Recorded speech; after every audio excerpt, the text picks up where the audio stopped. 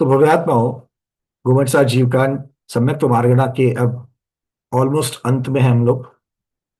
तो इस अंत में बात चल रही है सम्यक तो मार्गणा के भेदों की, जिसमें क्षयिक सम्यक्त्व और क्षयिक सम्यक्त्व इन दो की चर्चा हो चुकी है। और उपशम सम्यक्त्व में हम लोगों ने कल प्रथमोपशम की चर्चा की। अब प्रथमोपशम के पश्चात द्वितीयोपशम की चर्चा होगी, द्वितीयोपशम की चर्चा होगी। तो द्वितीयोपशम की चर्चा होने से पहले चलो, तो कोई बात नहीं, 652 नंबर की जो गाथा है उसको पहले ले लेते हैं और फिर हम लोग द्वितीयोपशम की भी चर्चा कर लेते हैं, ठीक है। तो यहां से 652 नंबर की गाथा, क्योंकि ये उपशम सम्यक्त्व का स्वामी बताया गया है, उसकी भी चर्चा कर लेते हैं और फिर दोनों के डिफरेंस को देखते हैं।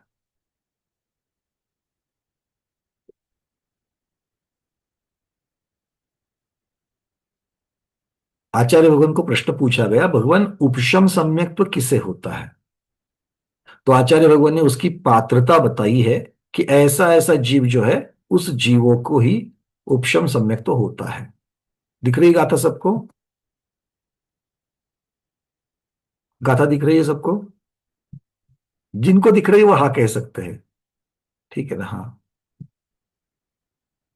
चलिए। चतुगति भव्वो सन्नी पज्जत्तो सुज्जगो यसागारो जागारो सल्लेसो सलद्धिगो सम्मुमवग्मयी।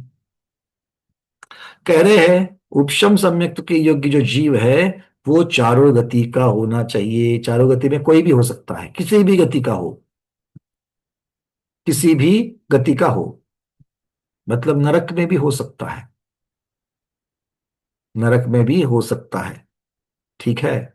अब इसको जब हम प्रथमोपशम और द्वितीयोपशम इनकी अपेक्षा से जब चर्चा करेंगे, तो द्वितीयोपशम के जो भेद है, वो द्वितीयोपशम भेद को उसका स्वरूप समझने के बाद में फिर ये पात्रताएं दोनों को अलग अलग तरीके से लगाएंगे, ठीक है। अभी तो इसको अभेद रूप से उपशम सम्यक्त्व का स्वामी ऐसा समझ लेना, क्योंकि प्रथमोपशम द्वितीयोपशम में फर्क हो जाता है। द्वितीयोपशम सभी गति में नहीं होता, तो इस प्रकार से ये फर्क हो जाएगा। तो यहां पर मुख्यता से प्रथमोपशम एक उपशम सम्यक तो अभेद रूप से, और उसमें भी प्रथमोपशम को लगा लेते हैं। चतुगति, दूसरा बोला भव्य, भव्य ही हो, अभव्य नहीं है तो फिर सम्यक दर्शन की तो बात ही नहीं है। भव्य नहीं है तो सम्यक दर्शन की बात ही नहीं है। भव्य मार्गणा में हमने भव्य की परिभाषा सुननी थी, हाँ या ना? किसे कहते हैं भव्य? आचार्य भगवान कहते कि चारों गति का हो, तो भव्य चारों गति में होते हैं क्या? और ये भव्य मिथ्या दृष्टि की अपेक्षा वर्णन होगा प्रथमोपशम। प्रथमोपशम तो मिथ्या दृष्टि को होता है, कल हमने देखा था। तो भव्य मिथ्या दृष्टि भी होता है क्या? भव्य नरकों में भी होता है और भव्य मिथ्या दृष्टि भी होता है। क्या लग रहा है आप लोगों को?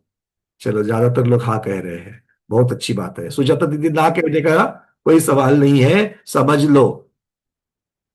भव्य ये जो है, ये जीव अनादिकाल से होता है।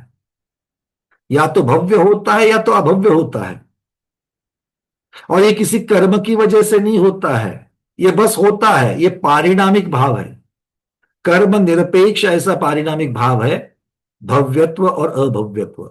भव्य किसे कहा? जिस जीव में सम्यक दर्शन आदि धारण करने की या रत्नत्रय को प्रकट करने की क्षमता हो, शक्ति हो, उस जीव को भव्य कहा। जिसमें नहीं हो वो अभव्य है। तो ये तो चारों गति में हो सकते हैं, क्योंकि आज भले अब तक वो अनादि मिथ्या दृष्टि है, अनादि मिथ्या दृष्टि तो चारों गति में होते हैं।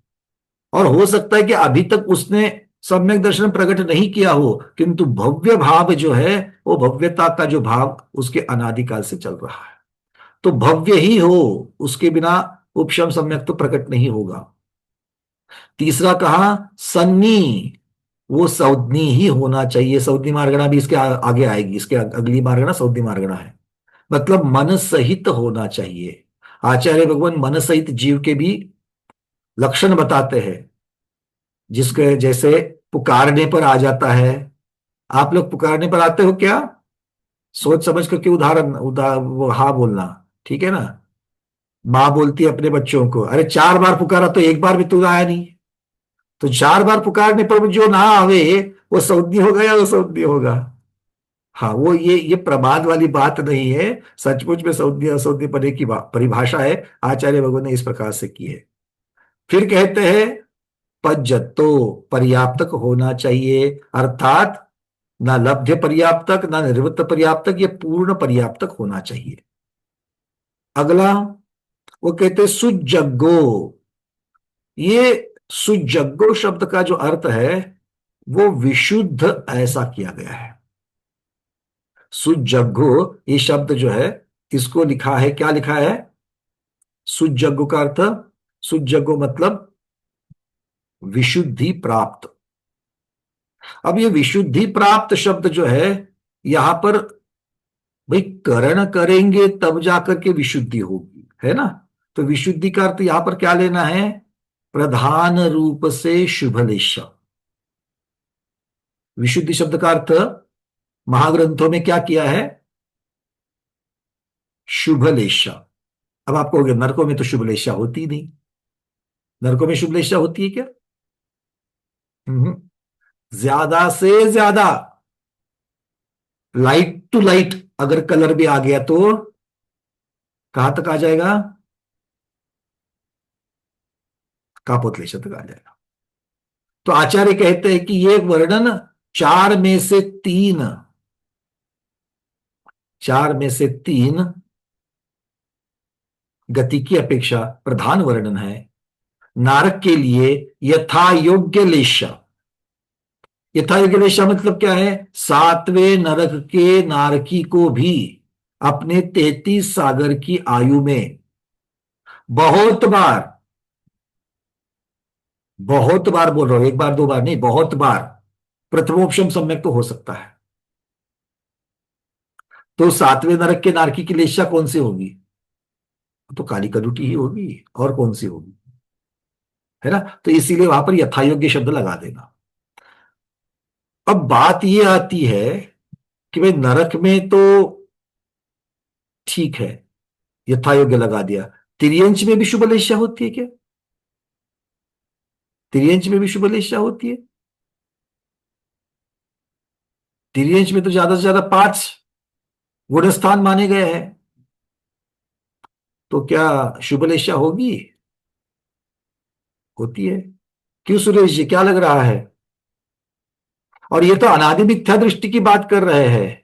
सम्यक तो मिलने के बाद नहीं, पहले योग्यता जीव की है। सम्यक तो प्राप्त करने वाला जीव कौन सा है? ये मिथ्या दृष्टि जीव है। तो मिथ्या दृष्टि की शुक्ल लेशा होती है क्या सुरेश जी?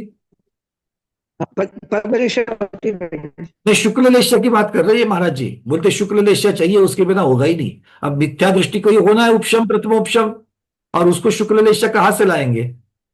क्या लगता है आपको?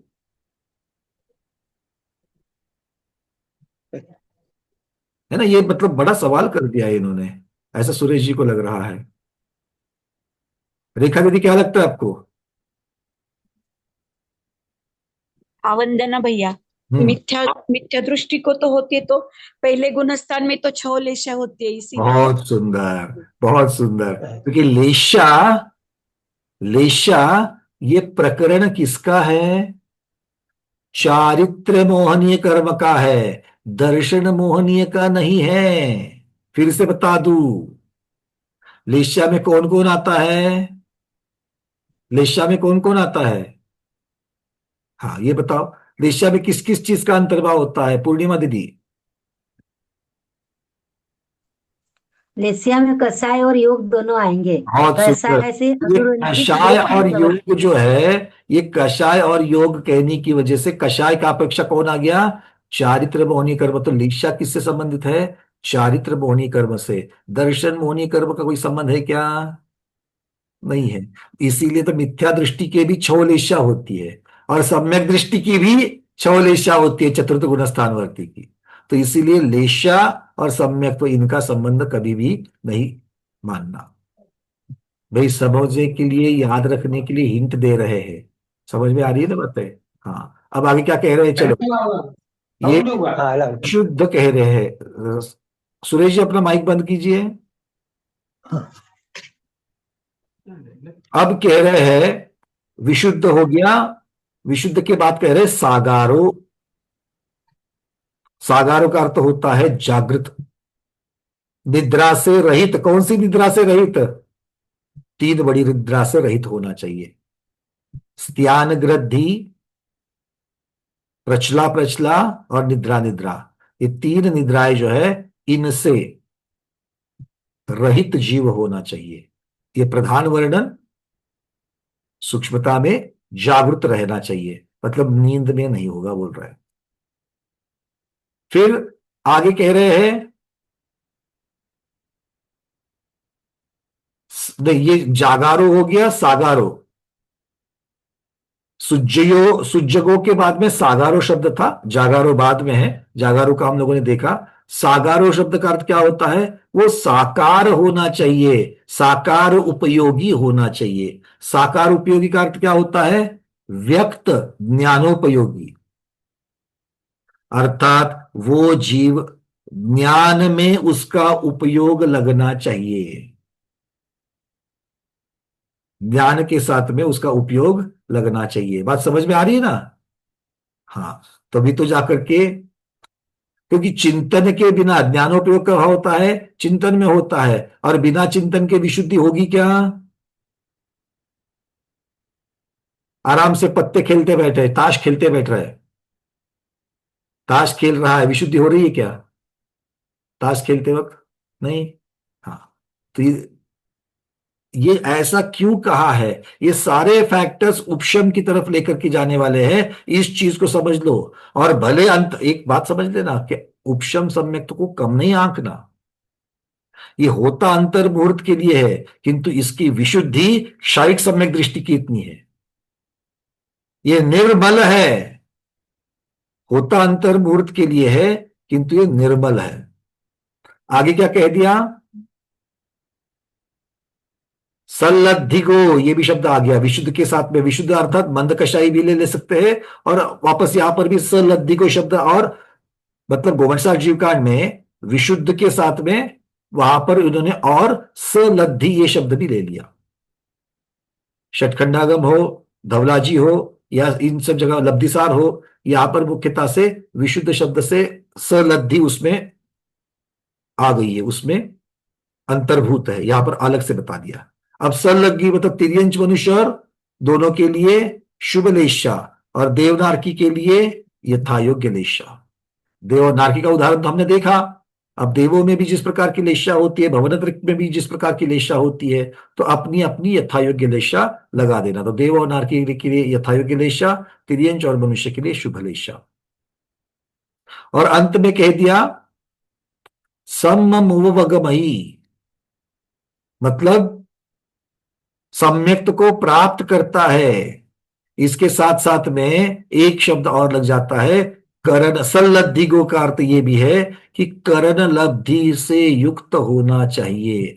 विशुद्ध मंद कषाई जो है उसका लेशा के साथ में लक्ष्य प्राप्त हो गया, और उसके साथ साथ में सलब्धि, सलब्धि मतलब लब्धि के साथ में शब्द उसका हो गया करण लब्धि वाला हो। क्योंकि इसके पहले कह चुके हैं कि बाकी की चार लब्धियां जो है वो सामान्य है, वो सामान्य है, और करण लब्धि हुए बिना सम्यक्त्व नहीं होता है। तो देखिए कौन कौन सा है। चतुगधि, भव्वो, सन्नी, पज्जत्तो, सुजग्गो, सागारो, जागारो, सल्लेसो, शुभलेशा सहित या यथायोगलेशा सहित, और सल्लद्धिगो। सल्लद्धिगो मतलब करण लब्धि प्राप्त हो। ठीक है, इतनी सारी पात्रताएं बताई गई है। अब इसके अलावा कषाय प्राभृत, गुणधर भगवान कषाय प्राभृत में कहते हैं, जिसको जयधवला टीका में आचार्य भगवंतों ने लिखा है, उसमें लिखा कि उसके योग्य उपशम सम्यक्त के योग उपयोग जो होता है, उपशम सम्यक्त जब होता है, तो उसके योग्य जीव को किस प्रकार का वेद और किस प्रकार का योग होना चाहिए। तब आचार्य भगवान कहते हैं कि चारों मनोयोग, चारों वचन योग तथा औदारिक और वैक्रयिक का योग, इन 10 योगों में से किसी भी योग से युक्त हो सकता है। योग कितने होते हैं टोटल? भैया यहाँ पर विस्तार नहीं किया जाएगा, योग मार्गना में जाकर के देख लेना, है ना, हमारा उत्तर हम ही को मिल जाएगा वापस। योग कितने होते हैं?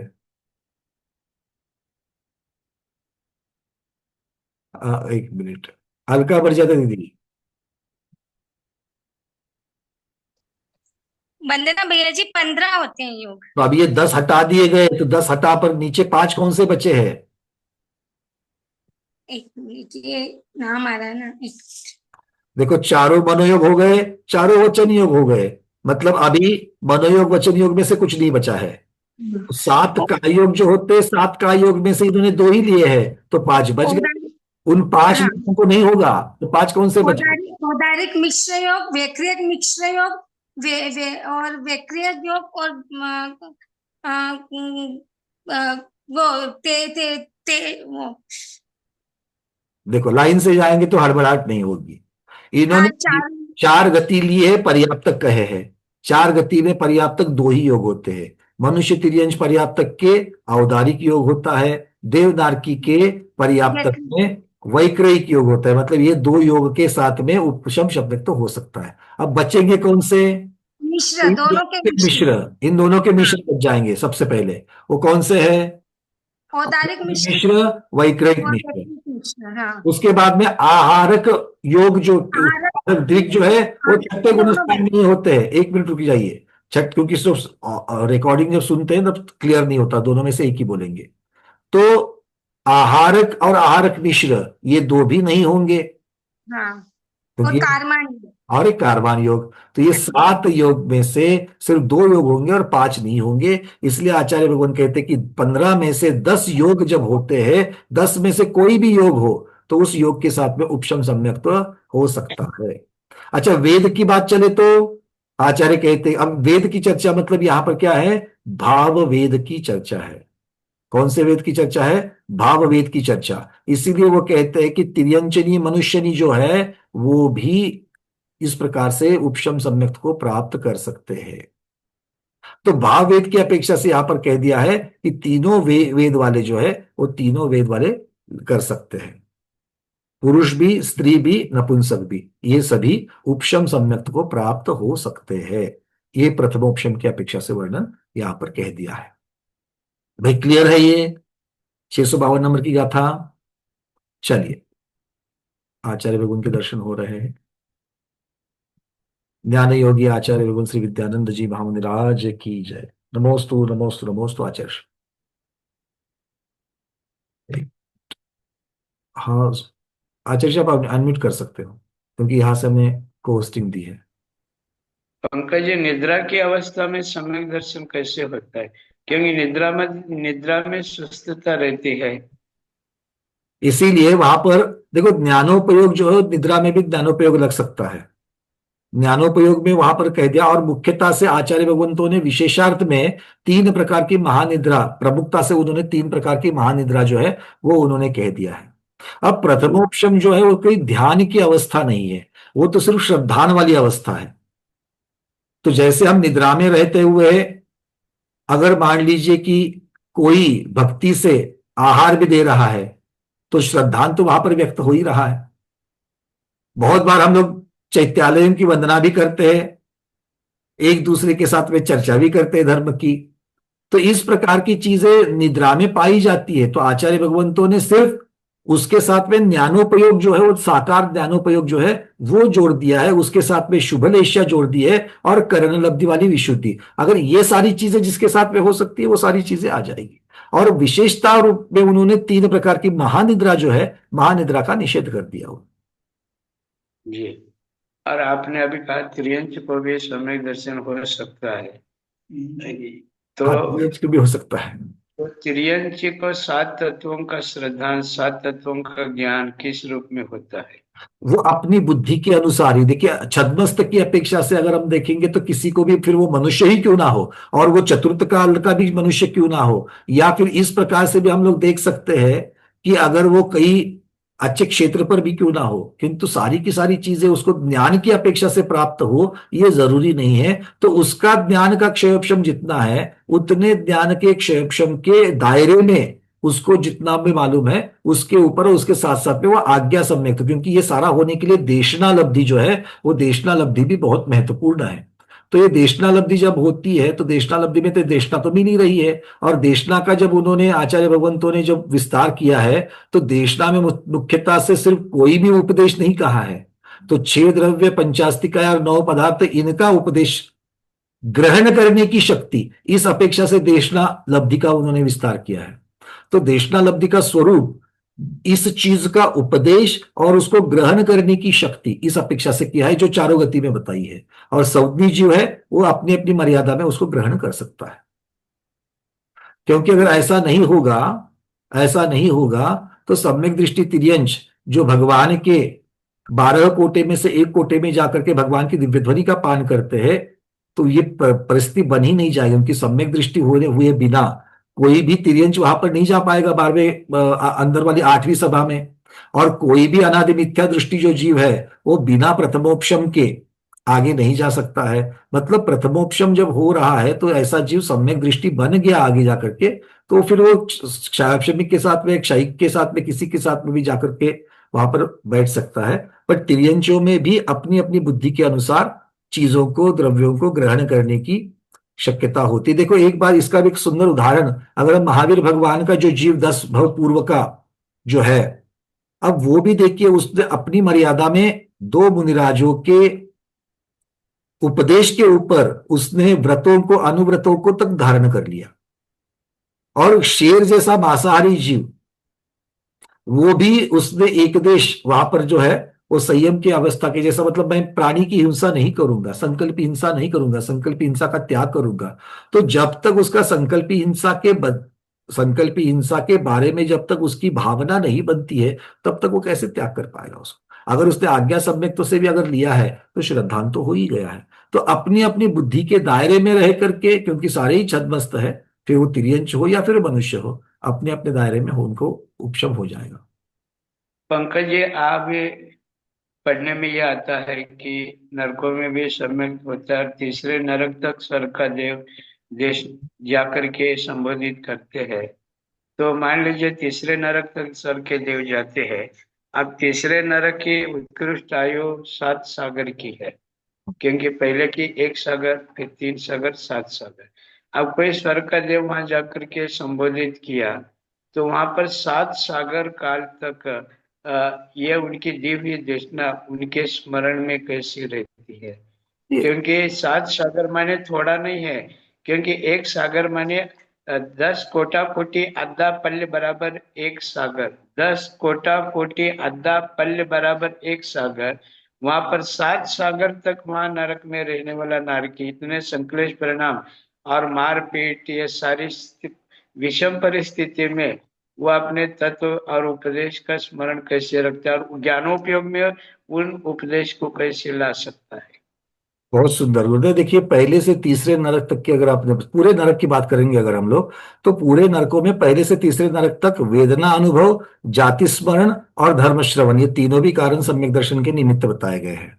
इसका मतलब है कि अकेले धर्म श्रवण से ही उनको होवे ये जरूरी नहीं है। अगर मान लो कि किसी को धर्म श्रवण से हो जावे और उसके साथ में वो क्षायक्षमिक सम्यक दृष्टि भी अगर मान लो बन जावे, तो क्षायक्षमिक सम्यक दृष्टि के लिए ये नियम नहीं है कि वो अपनी पूरी आयु पूर्ण करने तक उसका वो बरकरार रखे। तो वो मिथ्या दृष्टि भी बन सकता है, मिथ्या दृष्टि के बाद में फिर से कोई कारण मिल जावे तो फिर से सम्यक दृष्टि बन सकता है। और ये चारों गति में होता है, सिर्फ नरकों में थोड़ी होता है, तो मनुष्य गति में भी होता है। तो ये जरूरी नहीं है, जैसे कि मान लो हम लोगों को पंचम काल की जीव 100 वर्ष की अगर आयु, अगर 80 वर्ष की भी आयु मान करके चले, तो जब भी हमको सम्यक दर्शन हो गया है और कितने लोगों को टिक रहा है आयु की पूर्ण होने तक, किसी का बीच में छूट भी सकता है, छूट करके फिर से हो भी सकता है। तो ये क्षायोपशमिक सम्यक दर्शन और इसकी बात है, क्योंकि वहां पर जाकर के क्षायिक सम्यक तो होना नहीं है नए सिरे से नरकों में। तो इसीलिए वहां पर जाकर के क्षायिक सम्यक्त्व के साथ जो जीव चले गए हैं उनकी तो आयु सागरों तक नहीं है। पहली बात, वो तो संख्यात वर्ष की आयु उनकी है, और संख्यात वर्ष की आयु के साथ में अब उन्होंने चूंकि क्षयिक सम्यक्त्व के साथ वहां पर चले गए हैं, इसका मतलब है कि उन्होंने अनंतानुबंधी की जो विसंयोजना की है वो इस प्रकार से की है कि उन और दर्शन मोहनीय कर्म का उन्होंने साक्षात क्षय हो गया है उनका। तो इसीलिए उनके पास ऐसा कोई कारण बचा ही नहीं है कि जिसकी वजह से वो अपने श्रद्धान को मलिन करे या श्रद्धान को छोड़ दे। ये क्षयिक वाले की बात हो गई।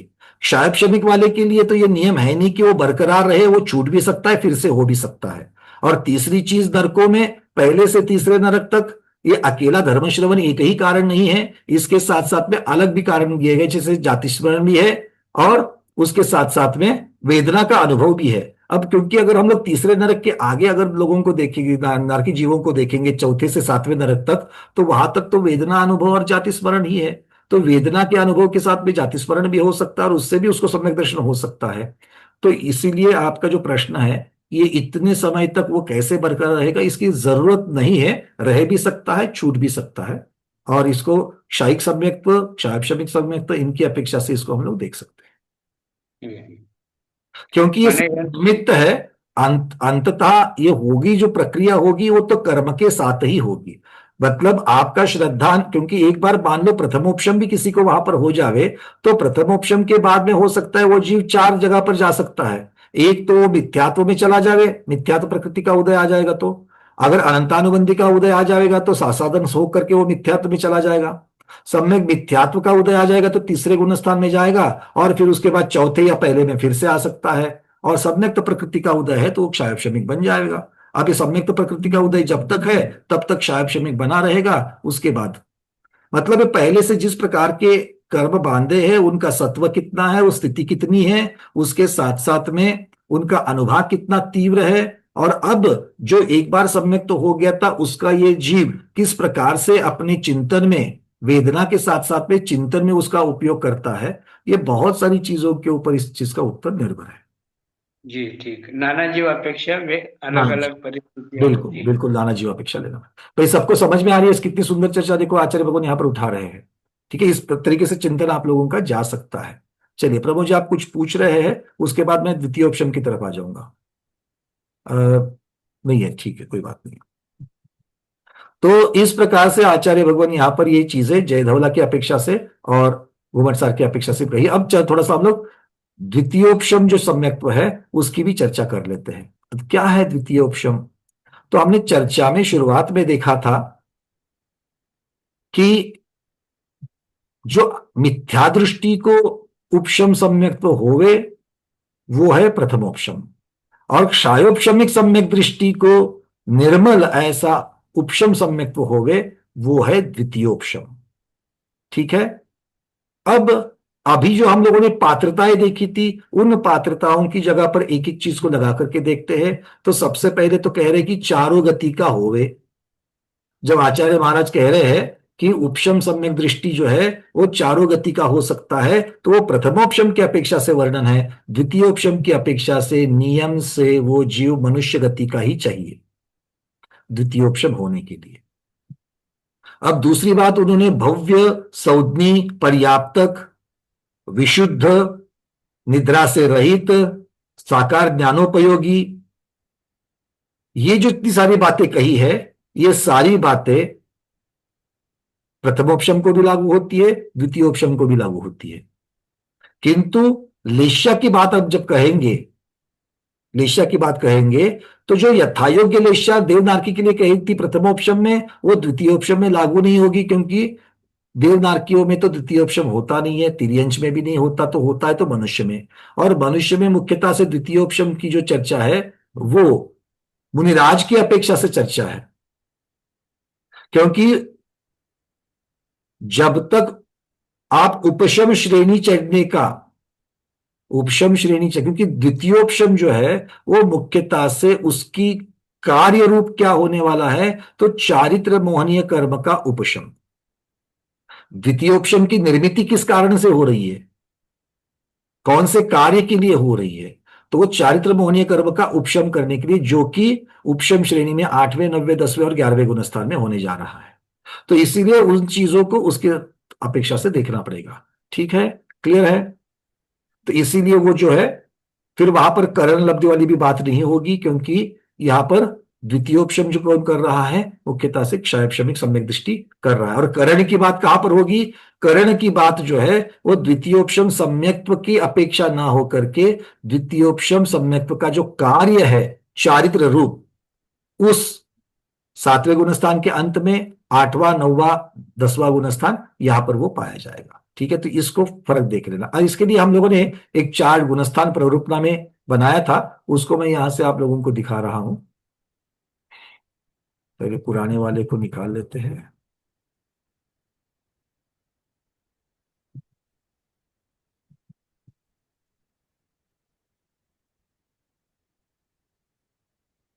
प्रथमोपशम सम्यक दर्शन और द्वितीयोपशम सम्यक दर्शन, इसका एक चार्ट, तुलनात्मक चार्ट बनाया है, गुणस्थान प्ररूपना में है, उसको देख लेना। उसी वहां से मैं आपको दिखा रहा हूं।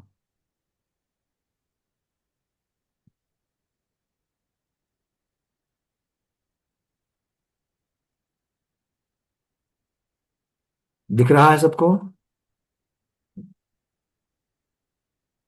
चलिए, क्या कह रहे हैं, प्रथमोपशम में कह रहे हैं कि धर्म अर्थात रत्नत्रय का प्रारंभ इसी से होता है। तो प्रथमोपशम अनादि मिथ्या दृष्टि को रत्नत्रय की प्राप्ति जो होती है, जो भव्यता का उसके प्रकटीकरण जो है वो प्रथमोपशम सम्यक दर्शन से ही होता है। और द्वितीयोपशम सम्यक दर्शन के बारे में कहते हैं ये रत्नत्रय धर्म प्रारंभ होने के बाद ही होता है। क्लियर है? बातें समझ में आ रही है?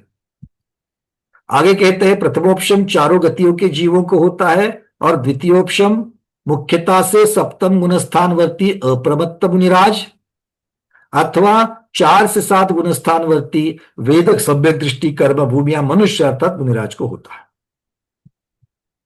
फिर कहते हैं दोनों के गुणस्थान बता रहे हैं। प्रथमोपशम को गुणस्थान है चौथा, 5वां और 7वां।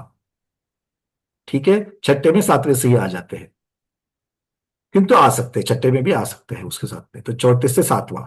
फिर द्वितीयोपशम के गुणस्थान 4 से 11, तो श्रेणी चढ़ करके 11वें तक भी जा सकते हैं, और 11वें से नीचे आने पर अभी तक द्वितीयोपशम सम्यक्त्व का काल है। और अगर वो मुनिराज सकल संयम से च्युत होकर के देश संयम में आवे तो 5वां, देश संयम छूट करके सिर्फ सम्यक्त्व को साथ रहे तो चौथा। इस प्रकार से ये चौथे से 11वां भी माना गया है।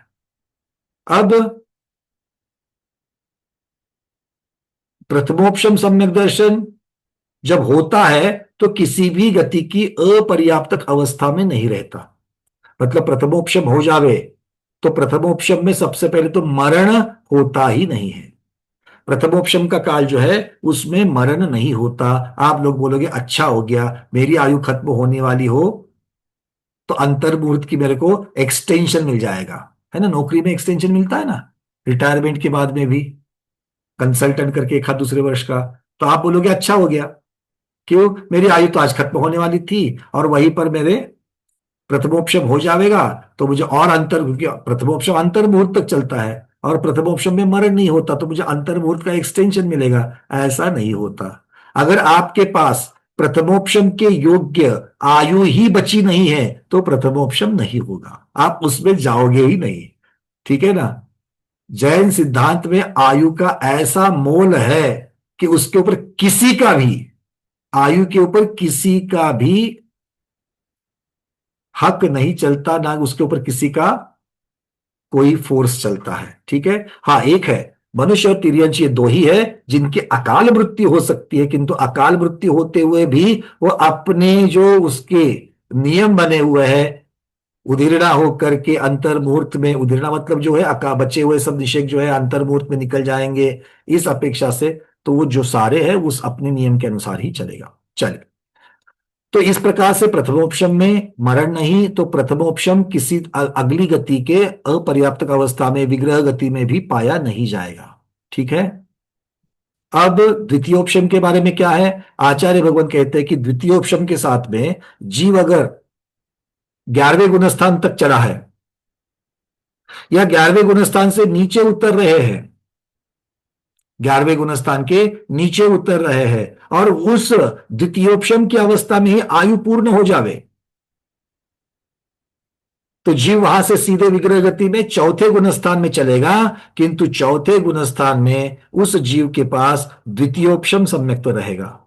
उसी के साथ में वो जीव अगली गति जो है, वो अगली गति कौन सी होती है? देवगति, नियम से देवगति होती है और कोई गति नहीं होती है। तो ये देवगति के अपर्याप्तक निवृत्त पर्याप्तक अवस्था में चला जाएगा। ऐसा क्यों? देवगति ही क्यों? इसके बारे में अगली गाथा में आचार्य भगवान बताने वाले हैं। क्योंकि ये महामुनिराज को होने वाला है। द्वितीयोपशम होता किसे है? उपशम श्रेणी चढ़ते कौन है? महामुनिराज। तो महामुनिराज अर्थात अगर देवायु बंदी है तो ही वो महाव्रत लेकर के महामुनिराज बन सकते हैं, नहीं तो नहीं।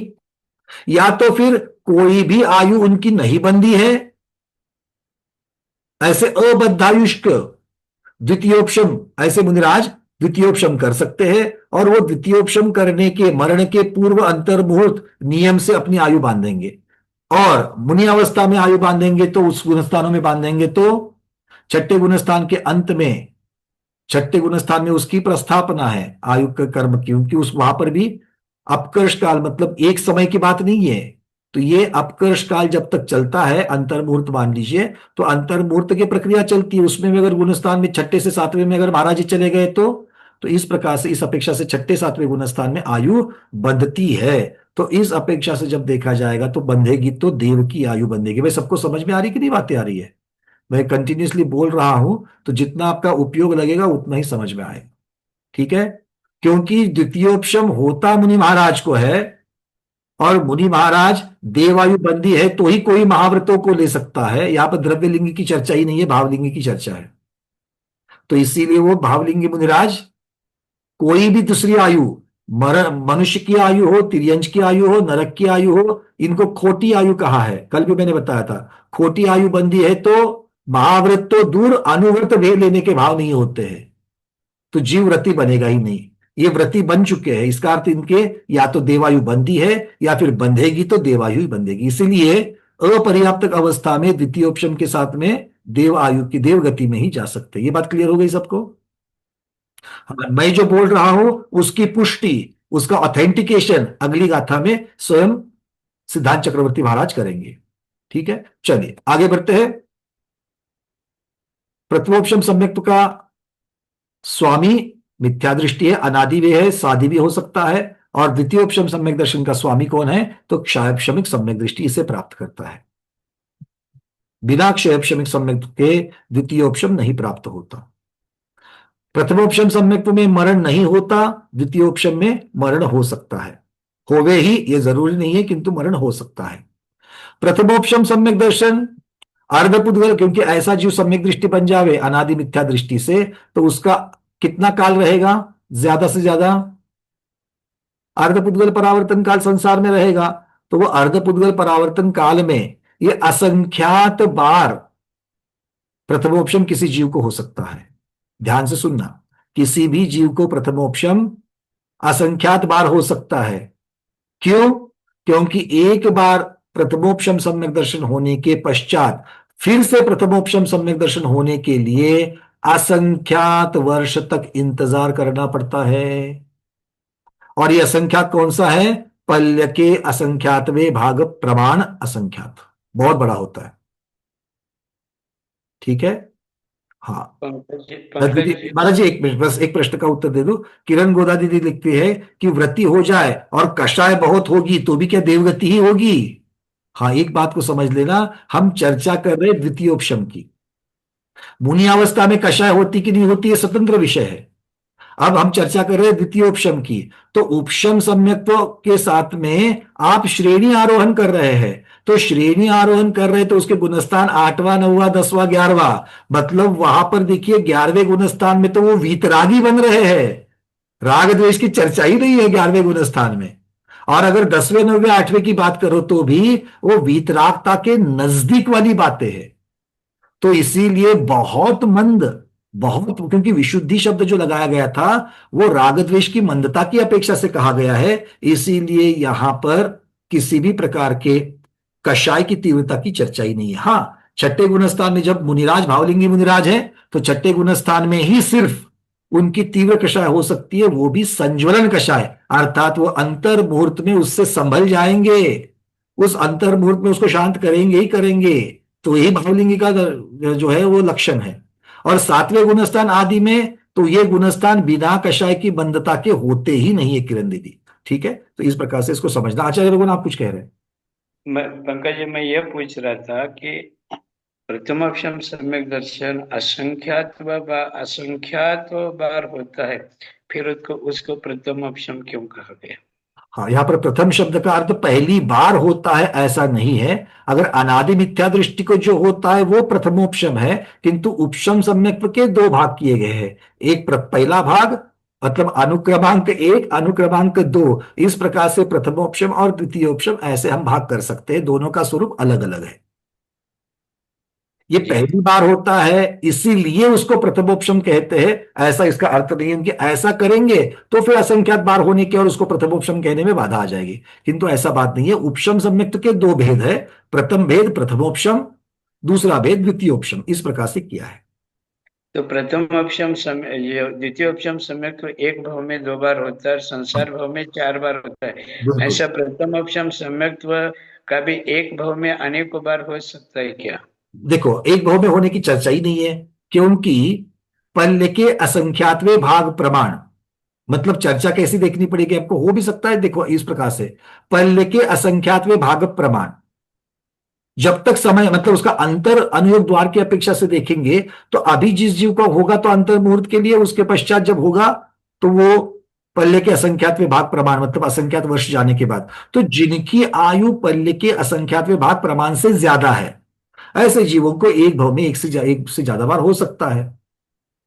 जी, माने कर्म भूमि जी जो मनुष्य है हम्म। उसकी तो इतनी आयु, इतनी लंबी आयु तो होती नहीं, भले पूर्व कोटि वर्ष की हो। बिल्कुल। क्योंकि पल्यों की आयु तो आपके उत्तम मध्यम जगन्य भोग भूमि में हो सकता है मनुष्यों को, लेकिन कर्म भूमि के तो ये बात नहीं होगी। नहीं है। भोग भूमिया देवनार की इनके लिए हो सकता है।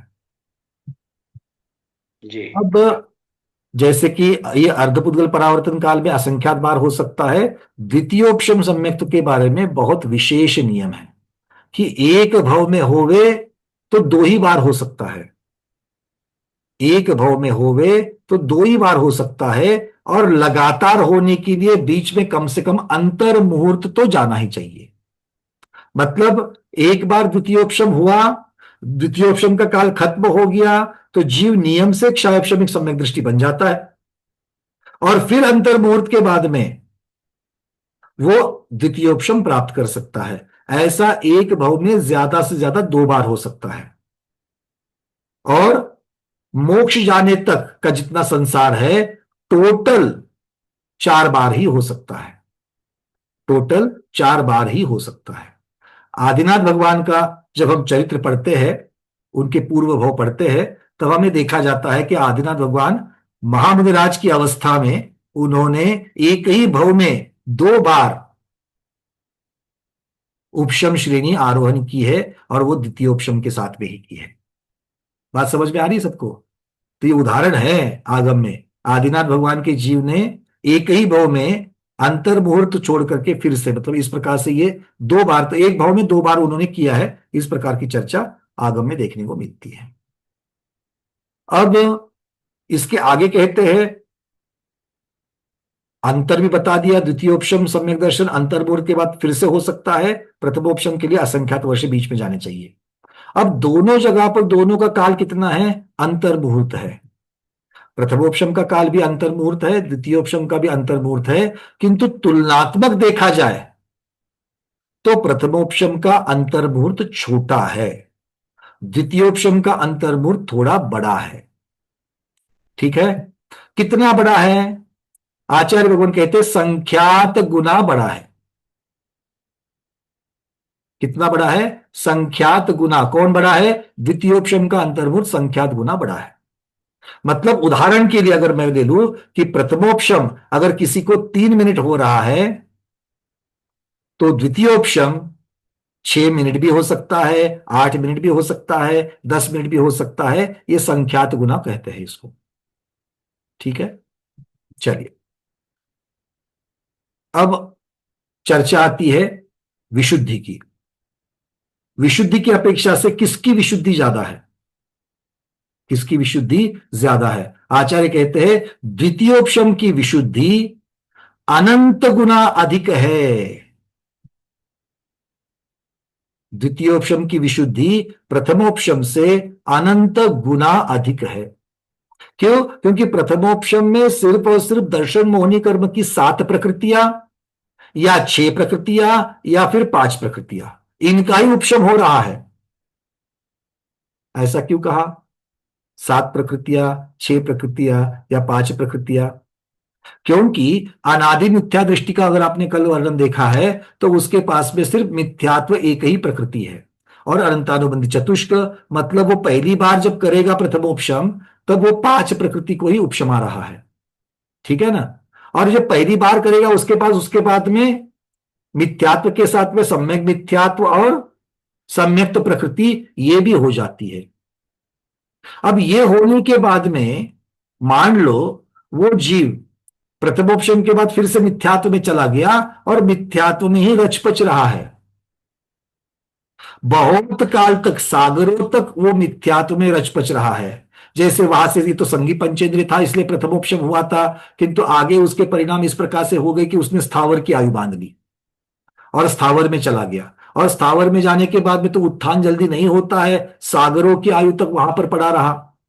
जब ऐसा जीव सागरों की आयु तक पड़ा रहता है तब जाकर के ये जो 3 मिथ्यात्व के जो 3 भाग हो गए थे, मिथ्यात्व सर्वघाती है, वो सर्वघाती के ही मान लीजिए स्पर्धक जो है, अनुभाग है जो है, वो उत्तम मध्यम जघन्य इस प्रकार से कर लिए और जघन्य को देशघाती कह दिया। तो इसमें मिथ्यात्व, सम्यक मिथ्यात्व और सम्यक्त्व मतलब अकेले मिथ्यात्व जो काली कलुटी थी उसमें से थोड़े कम प्रभाव वाली सम्यक मिथ्यात्व और उससे बहुत कम प्रभाव वाली सम्यक्त प्रकृति, ऐसा उनका बंटवारा हुआ था। यह विशुद्धि की वजह से हुआ था। किंतु अगर जीव मान लो कि मिथ्यात्व में ही पड़ा रहा है, मिथ्यात्व में ही पड़ा रहा है, तो थोड़े वर्षों के मतलब वो एक समय दिया उसका उद्वेलना काल कहते हैं। उसको क्या कहते हैं? उद्वेलना काल। तो वो उद्वेलना काल जो है, वो उद्वेलना काल की अपेक्षा से सबसे पहले सम्यक्त प्रकृति जो है वो बाकी 2 में मिल जाती है। तो सम्यक्त प्रकृति तो खलास हो गई। अब उसके पास में दर्शन मोहिनी की 2 ही प्रकृतियां रह गई। और आगे काल चला जावे और उसको अभी भी सम्यक तो नहीं हुआ है, तब वो जीव सम्यक मिथ्यात्व प्रकृति जो है उसको भी मिथ्यात्व में विलीन कर देता है और फिर से उसके पास में अनादि मिथ्या दृष्टि के जैसे 5 ही प्रकृतियां बचती है, अनंतानुबंधी की 4 और दर्शन मोहिनी की 1। सबको समझ में आ गई है? इसका अर्थ क्या होता है? जब तक उसके पास सम्यक्त प्रकृति है तब तक उसके क्षायोपशमिक बनने का रास्ता खुला हुआ है, हा या ना? तब तक उसके क्षायोपशमिक बनने का रास्ता खुला हुआ है। किंतु एक बार सम्यक्त प्रकृति की अगर मान लो उद्वेलना हो जाएगी तो नहीं, फिर जाकर के आगे प्रथमोपशम एक ही दरवाजा उसके लिए बनता है वापस सम्यक दर्शन को प्रकट करने के लिए। तो इसलिए आचार्य भगवान कहते हैं कि अगर 7 प्रकृतियां है तो अनंतानुबंधी की 4 और दर्शन मोहिनी की 3, ऐसे 7। अगर सम्यक्त प्रकृति की उद्वेलना हुई है तो अनंतानुबंधी चतुष्क की 4 और मिथ्यात्व सम्यक मिथ्यात्व ऐसी 2 मिलकर के 6। अगर सम्यक मिथ्यात्व की भी उद्वेलना हो चुकी है तो अनंतानुबंधी चतुष्क की 4 और मिथ्यात्व की 1, ऐसे 5 प्रकृतियों को नमा करके, उपशमा करके वो जीव प्रथमोपशम सम्यक दर्शन को धारण करता है। क्लियर है? 7 प्रकृति है तो भी प्रथमोपशम कर सकता है, 6 है तो भी कर सकता है, 5 है तो भी कर सकता है। चलिए, किंतु द्वितीयोपशम के लिए उसको पहले क्षायोपशमिक होना चाहिए और चौथे गुणस्थान से ही वो आगे, क्षायोपशमिक सम्यक दृष्टि चौथे गुणस्थान से होते हैं, तो क्षायोपशमिक सम्यक के साथ ही वो द्वितीयोपशम को कर सकता है। अब यहां पर एक बात और पूछी जाती है कि भैया अनंतानुबंधी की भी संयोजना जो प्रथमोपशम में की गई थी द्वितीयोपशम में भी होती है क्या? तो इसके बारे में आचार्यों का मत इस प्रकार से है कि त्रिकरण परिणाम करण लब्धि जो त्रिकरण की जो परिणाम है उसकी विशुद्धि अनंत गुनी अधिक होती है द्वितीयोपशम में, और अनंतानुबंधी की विसंयोजना नियम से होती है। अर्थात द्वितीयोपशम को प्राप्त करते वक्त जीव अनंतानुबंधी की विसंयोजना करता ही करता है, ठीक है। किंतु कोई आचार्य मानते हैं कि प्रथमोपशम में ऐसा नियम नहीं है, प्रथमोपशम में ऐसा नियम नहीं है, इस प्रकार से आचार्य मानते हैं। जय धवलाकार जो है कषाय प्राभृत की टीका, जय धवलाकार जो है वो जय धवलाकार प्रथमोपशम में अनंतानुबंधी की विसंयोजना को स्वीकार करते हैं, और इसीलिए जय धवलाकार का मत आगे जब हम सासादन गुणस्थान को देखेंगे तो सासादन गुणस्थान में आप ये देखेंगे कि द्वितीयोपशम वाला जीव जो है वो भी सासादन में आ सकता है और सासादन से मिथ्यात्व में आ सकता है। इस प्रकार की चर्चा जय धवला में आती है, ठीक है। तो आज इस प्रकार से ये उपशम सम्यक्त का प्रकरण हम लोग यहां पर पूर्ण कर लेते हैं। अब इसके बाद में बहुत सारे चीजों की चर्चा जो है वो हमने ऑलरेडी की है, जो गुणस्थान प्ररूपना भी की थी, मैं बस वही देख रहा हूं, बाकी सारी चीजों की चर्चा तो हो चुकी है, ठीक है। चलिए, तो ये उपशम संयुक्त के ऊपर अगर किसी के प्रश्न है तो पूछ लीजिएगा, फिर कल हम लोग आगे बढ़ेंगे। कल कौन से गुण, तो अगली गाथा जो है वो 653 नंबर की जो गाथा है आगे की, वो उसमें क्या आ जाएगा, उसमें मुख्यतः से आयुबंध और सम्यक्त्व इनका क्या संबंध है, अर्थात खोटी आयुबंदी है तो जीव देशव्रती महाव्रती नहीं हो सकता है, इसके बारे में आचार्य भगवान कल बोलने वाले हैं, ठीक है। आज इतना ही रखते, तो बहुत सारे प्रश्न है, 1 2 3 4 5 6 7 है, 7 प्रश्नों को लूंगा, इसके आगे वाले कल। मीनाक्षी दीदी जिनके नाम है मैं बोल रहा हूं वे देखना, मीनाक्षी दीदी, अर्चना दीदी, प्रमोद जी, पूर्णिमा दीदी, दीपा मेहता दीदी, वनिता दिराव दीदी और कुसुम दीदी कलकत्ता, ये जो लोग हैं इनके एड्रेस है, तो इनके प्रश्न आज ले लेते हैं, ठीक है। चलिए, इतने बटन से चलो, मैं मीनाक्षी दीदी सबसे पहले आप पूछिए, चलिए। वंदना भैया जी, जो द्वितीय उपशम चढ़ेगा उसके पहले 3 सहनन हो गए। हाँ, 3 सहनन होते हैं, 3 शुभ सहनन के सिवा तो चढ़ नहीं सकता उपशम श्रेणी। और प्रथमोपशम में ऐसा जरूर नहीं। नहीं, ऐसी बात नहीं कही है, क्योंकि देखो देव और नारकी के तो सहनन की चर्चा ही नहीं है वहां पर, है ना। चलिए, अर्चना दीदी। हाँ, भैया जी, ये जो आप बता रहे थे जब कि प्रथमोपशम में असंख्यात बार, ये वाला तो समझ में आ गया, लेकिन द्वितीयोपशम में जो गुरु महामुनिराज चढ़ेंगे उनको लगातार 2 बार हो सकता है अंतर मुहूर्त के अंदर से, लेकिन 4 बार वाला ये थोड़ा क्लियर नहीं है। हाँ, तो अगर मान लीजिए ये तो समझ में आ गया कि भैया अभी द्वितीयोपशम कर लिया है, श्रेणी चढ़ करके आ गए, अपना समय पूर्ण हो गया, तो क्षायक्षमिक सम्यक दृष्टि होकर के 7वें गुणस्थान में आएंगे, तो 7वें छठे में झूलते रहेंगे, ज्यादातर 7वें छठे में झूलते रहेंगे, अंतर मुहूर्त तक वो क्षायक्षमिक बने रहेंगे, और अंतर मुहूर्त के बाद में अगर उनकी पात्रता होगी तो फिर से द्वितीय उपशम को प्राप्त करके वो और एक बार उपशम श्रेणी चढ़ सकते हैं, ठीक है। ऐसा एक भाव में 2 ही बार कर सकते हैं।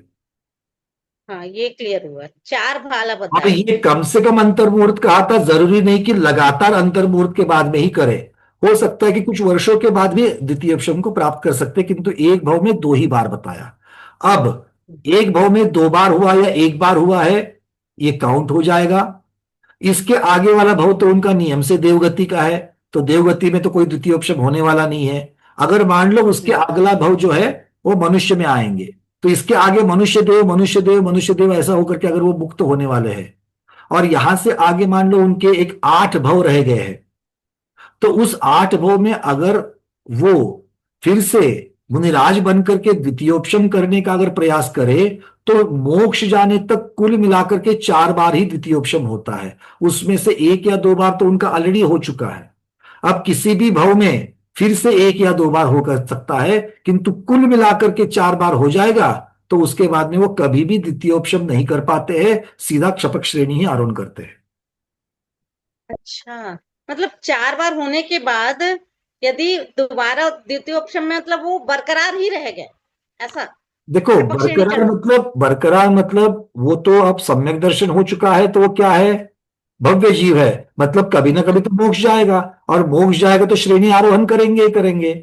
तो उपशम श्रेणी चढ़ने के लिए 4 बार, द्वितीयोपशम के साथ में चढ़ने के लिए 4 बार है।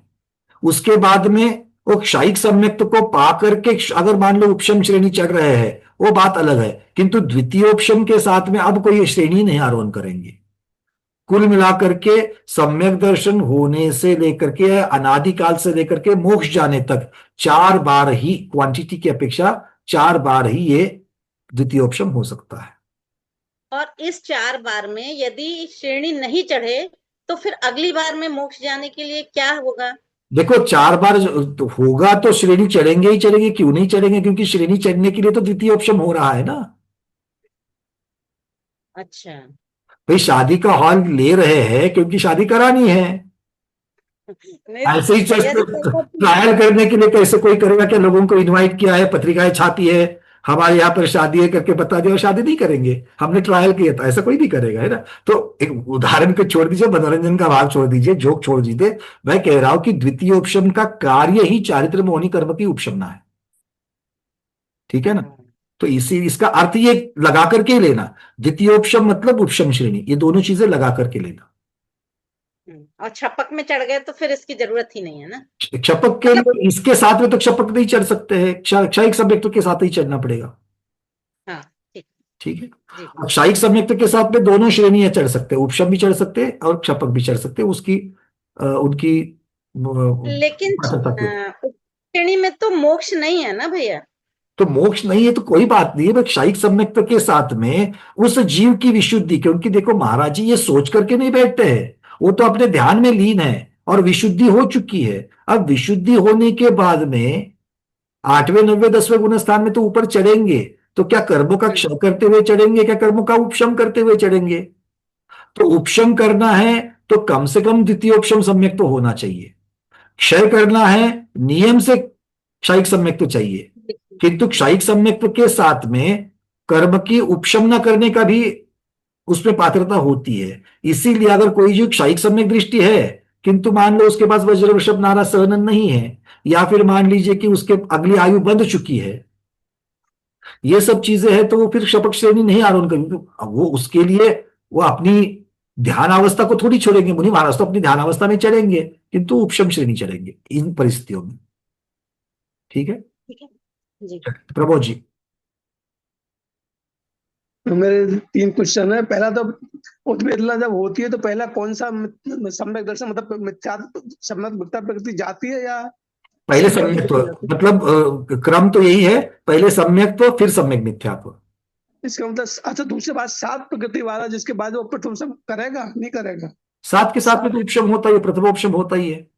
क्यों 7 अगर है तो ऑलरेडी तो टुकड़े हो रखे हैं, फिर कैसे होगा? अब सम्यक तो प्रकृति जो है उसके अगर मान लो उदय में नहीं आ रही है और पल्ले के असंख्यात विभाग प्रमाण निकल चुका है, तो उसके बाद उद्वेलना, तो जब उद्वेलना हो जाएगी नहीं उतने समय में नहीं, उद्वेलना के लिए बड़ा काल वाला है, तो क्योंकि अंतर देखो, अंतर अगर पल्ले के असंख्यात विभाग प्रमाण दिया गया है तो इससे ज्यादा ही उद्वेलना होनी चाहिए। और उद्वेलना का संबंध किसके साथ है, कितनी प्रकृतियों के साथ है।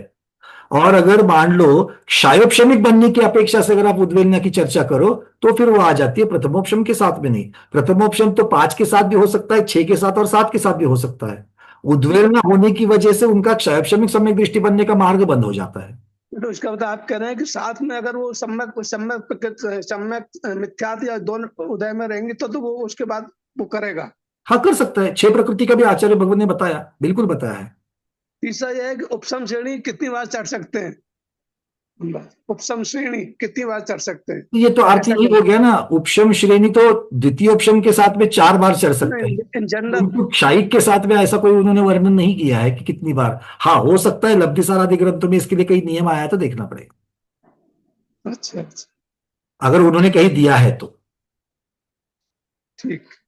चल ये उदय मतलब आपने 7 प्रकृति वाला उदय के ऊपर बताया कि उदय अगर सम्यक उदय अगर मिथ्यात्व प्रकृति का रहेगा तो प्रतिपुरुषम करेगा, या सम्यक मिथ्यात का ही रहेगा तो भी प्रतिपुरुषम करेगा वो? हाँ बिल्कुल, क्योंकि ये सत्व की बात चल रही है।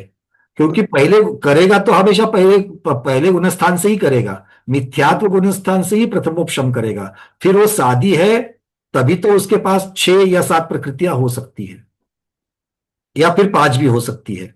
और अनादि है तो नियम से 5 प्रकृतियां ही हो। इसका मतलब तो ये हुआ ना, प्रथम सब में तो वो उसके टुकड़े नहीं होने, खाली उदय में लाने वाली बात हो गई फिर। बंद 7 की प्रकृतियों में बंद की चर्चा ही नहीं है, इसलिए तो उदय की अपेक्षा से वो क्षायक्षमिक बन सकता है कि नहीं बन सकता है, इसकी चर्चा है। नहीं, मेरा मतलब ये नहीं कह रहा, मगर 7 प्रकृति जिसके पास सत्व में है, तो हम्म वहां टुकड़े होने का तो क्वेश्चन ही नहीं हुआ। प्रथम सब वो में तो टुकड़े पहले से होंगे। हो चुके हैं। पहली बार ही जब प्रथमोपशम होगा अनादि से, जब वो शादी बनेगा, उसी समय तो 3 टुकड़े हो ही गए उसके। नहीं तो जब 7, मेरा मतलब 7 प्रकृति जब उसके सत्व में है, तो वो सम्मत प्रकृति तो कभी भी उदय में आ सकती है, जैसे छाया श्रमिक के लिए होता है। आ सकती है, बिल्कुल बिल्कुल आ सकती है, तो बिल्कुल। फिर इसका मतलब इसीलिए 7 तो वाला पहले जो, गुण स्थान से अगर मान लो कोई प्रथमोपशम किया है और प्रथमोपशम के बाद 3 टुकड़े हो चुके हैं, और उसके बाद में मान लो उसकी मिथ्यात्व प्रकृति वहां पर प्रबल थी और मिथ्यात्व उदय में आ गई, ये तो मिथ्यात्व में चला गया है। वहां से अगर सम्यक तो प्रकृति उदय आए तो पहले से चौथे में सीधा आ सकता है क्षायक्षमिक बन करके। तो वही मैं कह रहा हूँ, 7 प्रकृति है तो उस समय प्रकृति वो सीधा छाया श्रमिक हो सकता है ना, मैं ये कह बिल्कुल, रहा हूँ। तब तक रास्ता खुला है, तब तक तो रास्ता खुला लेकिन फिर ये बात क्यों कही कि 7 प्रकृति वाला भी प्रथमोपशन करता है, ये कहाँ बस लागू होगा? 7 प्रकृति वाला भी प्रथमोपशम ना कर सकता है। कब कर सकता है? जब पहली बार करके पल्य का असंख्यातवा भाग उतना समय बीत गया है, तो वो प्रथमोपशम करने के लिए पात्र बन जाता है। क्योंकि देखिए, सम्यक्त्व के साथ में निर्मल सम्यक्त्व उत्पन्न नहीं होना है। और प्रथमोपशम के, क्योंकि अगर उसके वहां पर, और प्रथमोपशम जब करेगा तो प्रथमोपशम की अपनी पूरी प्रक्रिया के साथ करेगा, वो करण लब्धि के साथ करेगा वो। तो करण लब्धि के साथ करेगा तो उसमें विशुद्धि भी तो ज्यादा है ना, असंख्यात गुण श्रेणी निर्जरा भी तो हो रही है उसकी। जिसके पास 7 प्रकृति है तो वो उसका प्रकृति का उदय तो ला सकता है ना, वो जब 7 प्रकृति उसके बाद है तो सब में ला प्रकृति का उदय तो सकता है। नहीं नहीं नहीं, प्रभु जी आपको एक समझना है, सत्ता में है इसका अर्थ यह नहीं कि उदय में आ सकती है। जैसे समय के लिए लाता है वैसे उसमें भी ला ला सकता है। सकता है, ला सकता है। कब ला सकता है? आप सोच लो, लाने के लिए क्या करना पड़ेगा उसको? लाने के लिए उसको अकेली सम्यक तो प्रकृति को उदय में लाने की बात नहीं है, बाकी दो का, क्योंकि क्षयोक्षमिक सम्यक तो कब कहेंगे? देशघाती सम्यक तो का उदय तो होगा, किंतु बाकी दो का उदयाभावी क्षय और सदवस्था रूप उपशम किए बिना वो क्षयोक्षमिक थोड़े होने वाला है। तो उतनी ताकत भी तो उसमें, उस मिथ्या दृष्टि में चाहिए ना। उस मिथ्या दृष्टि के सत्व में, अब वो मिथ्या दृष्टि है तो उसके सत्व में 7 प्रकृतियां है। तो 7 प्रकृति से क्षयोपशम करने के लिए, क्षयोपशमिक सम्यक दृष्टि होने के लिए उसको उदयाभावी क्षय सद अवस्था रूप उपशम, ये प्रक्रिया उसको करनी पड़ेगी सम्यक मिथ्यात्व और मिथ्यात्व के साथ में, और उदय आने देना पड़ेगा, क्योंकि उस प्रकार की विशुद्धि वहां पर चाहिए। और प्रथमोपशम के लिए उसको करण वगैरह होना जरूरी है, बिना करण लब्धि के तो वो नहीं होगा। तो ये दोनों के रास्ते अलग है। अब जिस प्रकार की उसको विशुद्धि होती है उस प्रकार से वो सम्यक दृष्टि बन जाएगा। तो करण लब्धि में लाने के बाद वो क्या करेगा, उसको करना क्या है करण लब्धि में लाके? करण लब्धि में, अगर मान लीजिए करण लब्धि है तो वो उपशम आएगा, अंतर मुहूर्त के लिए 7 प्रकृतियों को उपशम आएगा। जो उदयाभावी क्षय और सदवस्था रूप उपशम ये जो करना था और उसको बरकरार रखना था, वो ना करते हुए अंतरकरण करते हुए उसको 7 प्रकृतियों का अंतरकरण करना है। इतनी सी बात है वहां पर। दोनों हाँ, का तो रास्ता अलग है ना, दोनों का स्वरूप भी अलग है। एक में अंतरकरण के द्वारा और अंतर मुहूर्त तक ही टिक रहा है, दूसरे में उदयाभावी क्षय सदवस्था रूप उपशम के साथ में उसको ज्यादा देर तक टिक सकता है। तो दोनों का स्वरूप अलग है और उसकी पात्रता के अनुसार दोनों में से जो प्रकट होगा सो प्रकट होगा। और क्षयोपशमिक बनने के लिए रास्ता कब तक खुला है? जब तक उद्वेलना नहीं होती तब तक। प्रथमोपशम का रास्ता कब खुल जाएगा? जब अंतर पूर्ण होगा, पल्ले के असंख्यात विभाग प्रमाण, तब जाकर के वो खुल जाएगा। मतलब उतने समय तक उस जीव को करण नहीं होते, ये अर्थ तो निकल गया उसका। उद्वेलना तो होने के बाद तो फिर तो उसको करना ही पड़ेगा, उद्वेलना के बाद तो। हाँ, ये बात भी समझ लो कि उद्वेलना हो गई है, इसका मतलब ऐसा नहीं कि वो करण कभी भी कर सकता है, उसके लिए भी तो उसके पास ताकत चाहिए। नहीं, वो तो और ठीक अगर है। मान लो वो फिर से स्थावर में चला गया है, तो स्थावर से फिर से उसको त्रस में आकर के संगी पंचेंद्रिय बने बिना उसके पास प्रथमोपशम का रास्ता नहीं है। अकेली उद्वेलना हो गई मतलब वो पात्र हो गया प्रथमोपशम के लिए, ऐसा थोड़ी है, क्योंकि बाकी के नहीं, उसमें वो तो तो है। ठीक है, वो तो जो हाँ, समय जब भी जाएगा तो उसकी पात्रता तो होनी चाहिए, वो तो ठीक है। बिल्कुल बिल्कुल। पूर्णिमा देवी। वंदना भैया जी। भैया जी, एक तो मैं यूं कहना चाहती हूँ कि लब्धि सार में 93 गाथा खाली प्रथम अधिकार में दी हुई है। खाली इतना तो समझ लें कि 93 गाथा पढ़नी पड़ेगी। अरे बिल्कुल, लब्धिसार में तो पहली लाइन से लेकर के सारी गाथा है उसी से संबंधित है। प्रथमोपशम पूरा का अधिक बहुत तरह उसके अंदर यह है, और चारित्र मोह की उपशमना, ऐसा कह करके द्वितीयोपशम का वर्णन है।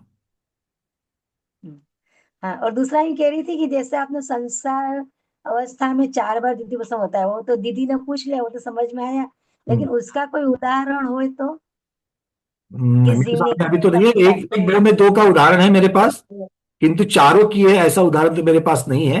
एक में 2 बार का उदाहरण आदिनाथ भगवान का आता है। दीपा दीदी। द्वितीय उपशम में कंपलसरी अनंतानुबंधी का उपशम होता है, करना पड़ता है। विसंयोजना, उसी को विसंयोजना कहते हैं। हाँ, तो प्रथम उपशम में ऐसा नियम नहीं है बोले।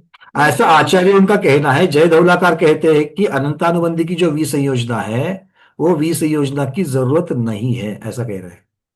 पर वो उसने प्रथम उपशम में ही विसर्जना करी है। एक मिनट, मैं फिर से आपको पढ़ करके बताऊं कि जय धौलाकार, क्योंकि गलती से आगे पीछे नहीं होना चाहिए। एक मिनट, कहाँ चला गया?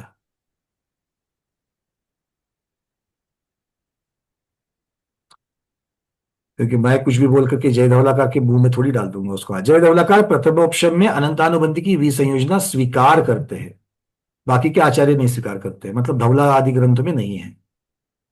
नहीं, मगर द्वितीय उपशम के लिए कंपलसरी है हाँ, अनंतानुबंधी। वो तो सबका एक मत है। और प्रथम उपशम में भी करी है तो दूसरे टाइम भी करना ही पड़ेगा नहीं कंपलसरी। नहीं, ये देखो हाँ वो तो है। अगर प्रथमोपशम के लिए अगर आप स्वीकार करते हैं तो सभी प्रथमोपशम में होगी। प्रथमोपशम मुख्यता से, एक बात समझ लो आप लोग, प्रथमोपशम में मुख्यता से करण जो है, हाँ। वो करण के आधार पर, करण लब्धि के आधार पर विशुद्धि हो रही है। द्वितीयोपशम में ऐसा नहीं है। द्वितीयोपशम में अनंतानुबंधी की विसंयोजना और क्षयोपशमिक सम्यक्त्व, इनके आधार पर आगे 3 करण हो रहे हैं। यहां पर प्रथमोपशम होने के पहले 3 करण हो रहे हैं। तो करण लब्धि कारण और प्रथमोपशम कार्य, ये यहां पर हो रहा है। द्वितीयोपशम में द्वितीयोपशम का कार्य करण आपको दिख रहे हैं 7वें 8वें 9वें गुणस्थान में, ठीक है ना? तो ये थोड़ा फर्क है दोनों में, और इसीलिए द्वितीयोपशम में जो आचार्य भगवान ने जो बताया है कि वहां पर जो विशुद्धि है, क्योंकि अनंतानुबंधी की विसर्जना वहां पर नियम से बताई है, तो वहां की जो विशुद्धि अनंत गुना विशुद्धि ज्यादा कह रहे हैं, क्योंकि आपको सिर्फ और सिर्फ दर्शन मोहनीय कर्म को या अनंतानुबंधी की विसंयोजना, इन 7 प्रकृति को उपशमना नहीं है, तो बची हुई 21 प्रकृतियों को भी आपको उपशमना है चारित्र मोहनीय की। तो पूरे के पूरे मोहनीय कर्म की 28 प्रकृतियों को आपको उपशमना है। प्रथमोपशम में सिर्फ 7 में कर रहे हैं, द्वितीयोपशम के सम्यक्त्व पाते वक्त जो है वो सिर्फ 7 को कर रहे हैं, किंतु 7 के साथ साथ में बची हुई चारित्र मोहनी की 21 प्रकृतियों को भी उसी के साथ उपशमा रहे हैं। तो कार्य बड़ा है, इसलिए उसका समय भी ज्यादा है, उसकी विशुद्धि भी ज्यादा है। ठीक है ना? चलिए, कुसुम दीदी कलकत्ता। वंदना भैया जी, हाँ जी। अभी प्रमोद भैया के साथ हुई चर्चा से थोड़ी वही मिलते जुलता था कुछ मेरी बातें। मुझे 2 लाइन जो है, एक तो प्रथमोपशम में अर्ध पुद्गल परावर्तन काल में असंख्यात बार हो सकता है, यानी इस जीव ने एक बार सम्यक दर्शन प्राप्त किया तभी तो अर्ध पुद्गल परावर्तन रहा। बिल्कुल। तो वो क्या अनादिवत हुआ? नहीं नहीं, जो प्रथमोपशम पहली बार, शादी होगा, शादी तो होगा, पहली बार देखो, पहली बार प्रथमोपशम करते ही संसार कितना बच गया? अर्धपुद्गल परावर्तन। हाँ, तो ये पहली बार तो आपका प्रथमोपशम हो गया है, वहीं से तो आपका अर्धपुद्गल परावर्तन हो गया है ना। अच्छा, द्वितीयोपशम करता कौन है? क्षयोपशमिक सम्यक दृष्टि, मतलब पहले से उसका अर्धपुद्गल परावर्तन ही बचा हुआ है। अब वो अर्धपुद्गल परावर्तन के बीच में कहीं तो है, उससे ज्यादा तो हो ही नहीं सकता है। अर्धपुद्गल परावर्तन को भी कम कर दिया है। क्यों? क्योंकि प्रथमोपशम हुआ और प्रथमोपशम के बाद में वो जीव क्षयोपशमिक सम्यक दृष्टि बन सकता है। मतलब कम से कम अर्धपुद्गल परावर्तन, मतलब जो पहला अनादि मिथ्या दृष्टि है, वो पहले प्रथमोपशम को पाएगा और प्रथमोपशम के अंतर्मुहूर्त पश्चात तो क्षयोपशमिक सम्यक दृष्टि बन सकता है। मेरा ये पूछना है, एक तो ये जीव है जो असंख्यात बार कर सकता है, प्रथमोपसम अर्ध पुद्गल परावर्तन काल में। हाँ, और एक जगह हम पढ़ते हैं कि एक बार प्रथमोपसम होने के बाद में पल्ले के असंख्यात में भाग प्रमाण बीत जाने के बाद में ही वो वापिस कर सकता है। अर्थ तो वही इन है ना। दोनों जीव में क्या अंतर है? तो अर्धपुद्गल परावर्तन काल अनंत काल है, हाँ ठीक है। और अनंत काल के अगर पल्ले के असंख्यात में भाग प्रमाण के टुकड़े करते जाओगे तो वो असंख्यात से भी ज्यादा निकलते हैं। तो इसका मतलब है वो जीव उसके लिए पात्र होता है, प्रथमोपशम करने के लिए उतनी बार पात्र है वो जीव, तो कर सकता है, असंख्यात बार कर सकता है। प्रथमोपशम असंख्यात बार हो सकता है, द्वितीयोपशम असंख्यात बार वो नहीं नहीं, वो प्रथम, ये दोनों में थोड़ा ऐसा हो रहा था कि ये जीव जो है जिसने भी ये किया है पहली बार, अनादि मिथ्या दृष्टि जीव हो, उसने एक बार किया तो उसके सत्ता में तो हो गई सात प्रकृति। हाँ, अच्छा अच्छा, एक बात अब और एक चीज उसमें ऐड करता हूं मैं।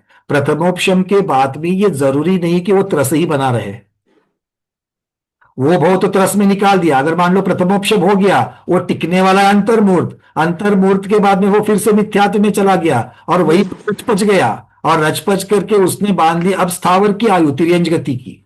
अब स्थावर की, और स्थावर में जाकर के वहां पर वो हजारों सागर साल तक वहीं पर पड़ा रहा। अब बोलो इसीलिए तो क्या पल्ले रास्ता के है? मतलब वहां पर तो पल्ले के असंख्यात विभाग प्रमाण उसके पास कितने सारे निकल गए उन सागरों में, हाँ वो पड़ा कहां पर है? स्थावर में पड़ा है। तो जब तक संगी पंचेंद्रिय नहीं बनता तब तक तो उसके लिए प्रथमोपशम का रास्ता ही नहीं खुलेगा। नहीं खुलेगा। तो वो जब जाकर के प्रथमोपशम में आएगा, उसके लिए योग्य होगा, तब प्रथमोपशम करेगा।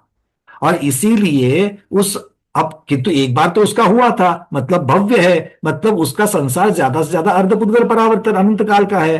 अब उसमें से जितने समय निकल गया सो निकल गया, जब से उसका उत्थान शुरू होगा तब कितना करोगे तो असंख्यात बार हो सकता है, ऐसा वो कह रहे हैं। वो असंख्यात बार इसमें भी घट जाएगा, अनंत इतना पल्ले के असंख्यात भाग भी बिल्कुल, ये इसीलिए ज्यादा से ज्यादा इतना संसार बचा है उसमें असंख्यात बार कर सकता है, ये कह रहे हैं।